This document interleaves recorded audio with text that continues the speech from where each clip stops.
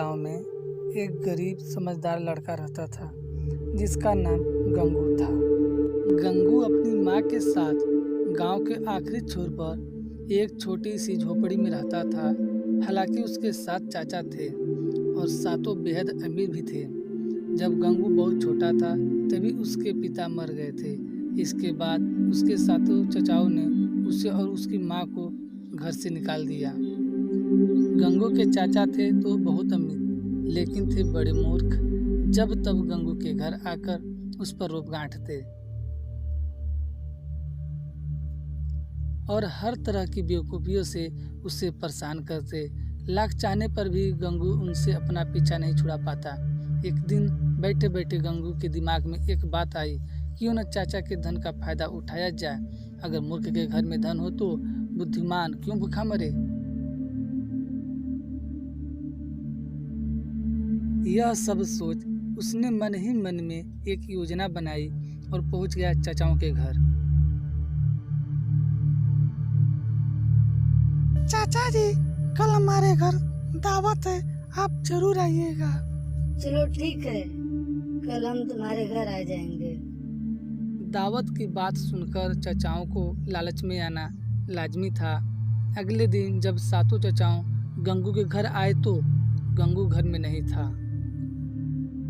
चाचाओं के पूछने पर माँ ने घर के बाहर बंधे घोड़े की रस्सी खोलकर कहा, बेटा जाओ, खेत में भैया है, उसे बुला लाओ।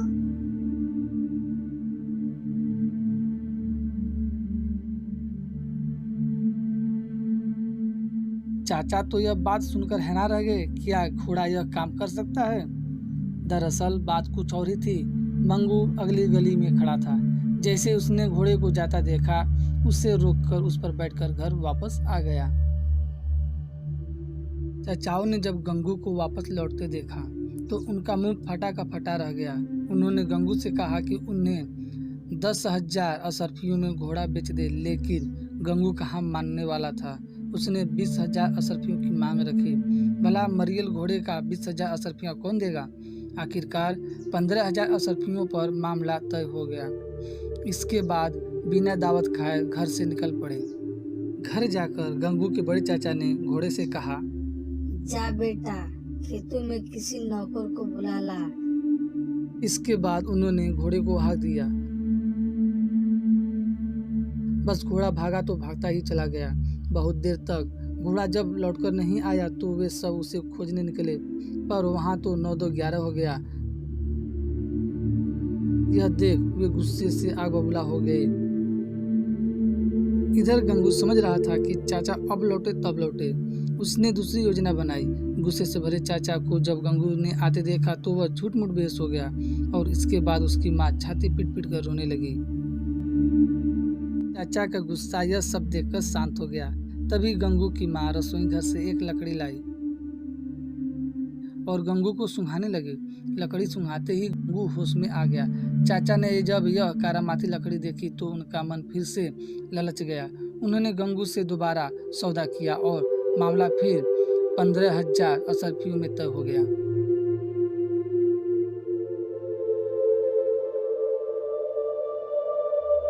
चाचा तो यही सोच रहे थे कि अब वे लोग दूर दूर तक मशहूर हो जाएंगे।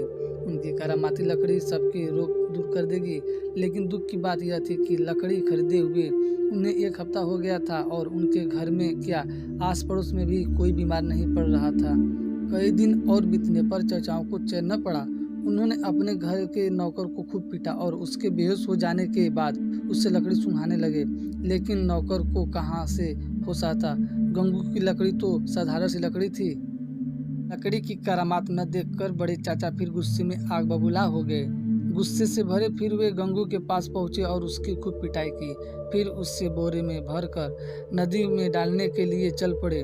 थोड़ी दूर जाने के बाद चाचा को भूख लगी। सड़क के किनारे एक पेड़ के नीचे उस बोरे को रख कर खाने की तलाश में चल पड़े कि वहां से जाने के बाद संयोगवश बड़े चाचा का मुंह लगा नौकर हरिया वहां से गुजरा। उसने गंगू को कभी देखा तो नहीं था, लेकिन गंगू को परेशान करने की सारी तरकीबें वही चाचा को सुझाया करता था। चूंकि बोरे में छोटा सा छेद था, इसी से गंगू बाहर का नजारा देख रहा था। उसे हरिया जाता हुआ नजर आया। बस उससे तरकीब सूझ गई। उसने आवाज बदलकर कहा। बेटा, मैं नदी का प्रेत बोल रहा हूँ। अगर खूब सारा धन कमाना चाहता है तो मेरे पास आ, मेरे पास आ।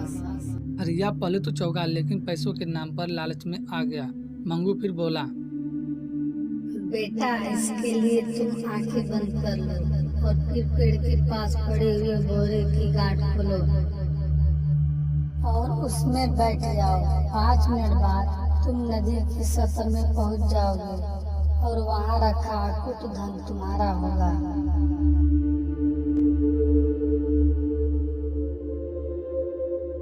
हरिया ने ठीक वैसा ही किया।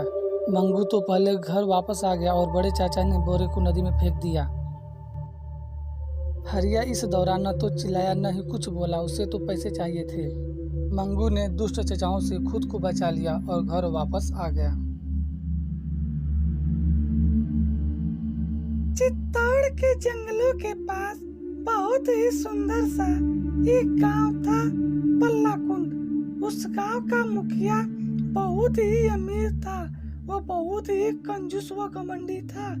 गांव वालों के सामने अच्छा होने का दिखावा वो नाटक करता था। हमने आपकी समस्याओं को सुन लिया है। अब आप लोग जाइए, जितना हो सकेगा मैं आपकी जरूर मदद करूंगा। बेचारे गांव वाले वहां से चले जाते हैं। इसका नाम मुरली है। ये बहुत ही मेहनती व ईमानदार है। दिन भर अपने गाय को जंगल में चराता है और गाय की दूधों को बेचकर वह अपना रोजी रोटी चलाता है। एक दिन मुरली अपने गाय को चराने के लिए जंगल ले जाता है। कुछ देर बाद मुरली की गाय चरते चरते वह अचानक गिर जाती है। मुरली गाय के पास जाता है। वह किसी तरह उस गाय को घर को लाता है और पशु डॉक्टर को बुलाकर उस गाय को दिखलाता है। हमने इसे इंजेक्शन दे दिया है, जल्द ही ठीक हो जाएगी। जी शुक्रिया, आपका बहुत बहुत धन्यवाद। कई दिन बीत गए, परंतु जो उस दिन गाय गिरी अब तक नहीं खड़ी हुई। मुरली अपने गाय को लेकर बहुत ही चिंतित था, परंतु वह कुछ नहीं कर पा रहा था। उसके पास वही एक गाय थी जो दूध दे रही थी। गाय के बीमार पड़ जाने पर उसके पास कोई रास्ता नहीं बचा। उसी गाय के दूध से ही उसका घर चल रहा था। मुरली ने सोचा क्यों न अभी के लिए मुखिया जी से कुछ पैसे उधार ले लिया जाए।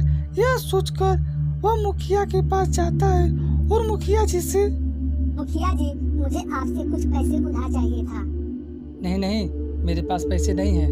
मैं कहाँ से तुझे पैसा दूंगा?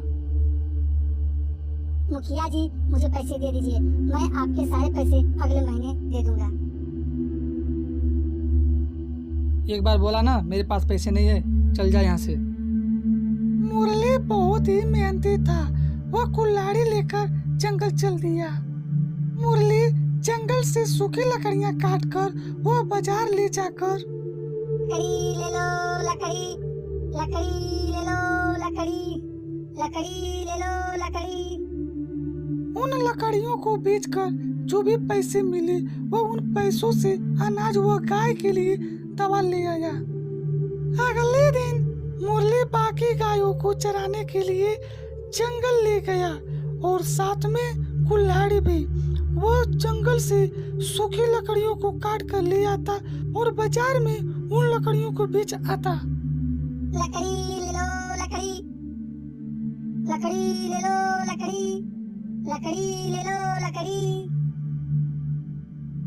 अगले दिन फिर डॉक्टर को बुलाकर अपने गाय को दिखाता है। मैंने इस बार बदलकर दूसरा इंजेक्शन लगाया है। इस बार तो ठीक होना ही होना है। डॉक्टर, मैं यही चाहता हूँ कि मेरी गाय जल्द से जल्द ठीक हो जाए। चिंता की कोई बात नहीं है। मैंने इस बार दवाइयों का थोड़ा डोज बढ़ा दिया है। इस बार ठीक हो जाएगी। अगले दिन फिर मुरली अपने गाय को जंगल ले जाता है और साथ में कुल्हाड़ी भी। वो सूखी लकड़ियों को काटने में जुट जाता है। कुछ समय बाद उसकी गाय चरते चरते काफी नीचे चली जाती है। मुरली जाता है उस गाय को ऊपर लाने के लिए, लेकिन वह जैसे ही नीचे जाता है और देखता है कि ये क्या, मैं कहीं सपना तो नहीं देख रहा हूँ? ये तो चमत्कार हो गया।